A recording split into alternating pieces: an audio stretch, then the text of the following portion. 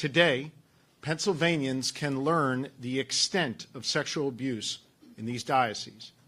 And for the first time, we can begin to understand the systematic cover-up by church leaders that followed.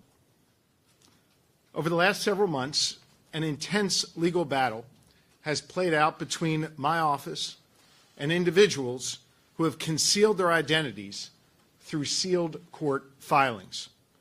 These petitioners, and for a time some of the dioceses, sought to prevent the entire report from ever seeing the light of day. Dozens of witnesses testified before the grand jury, detailing acts of sexual abuse by priests and how senior church officials covered up their criminal conduct, prioritizing their institution over the safety and welfare of these young boys and girls.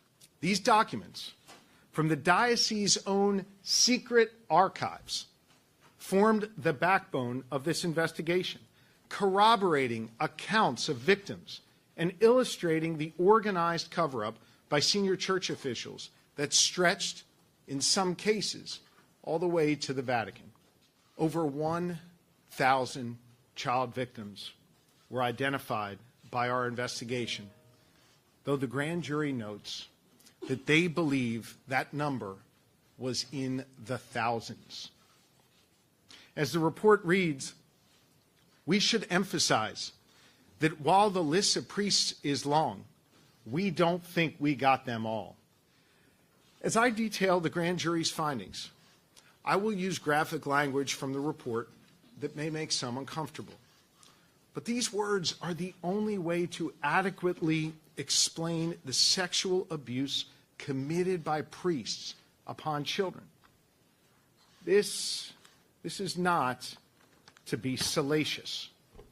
It is to share the truth, to keep a promise I made to these victims that I would, in their words, talk about what this abuse actually was, and not rely on the euphemisms that church officials used for decades to cover it up.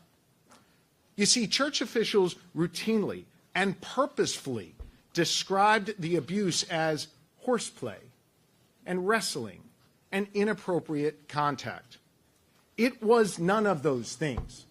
It was child sexual abuse.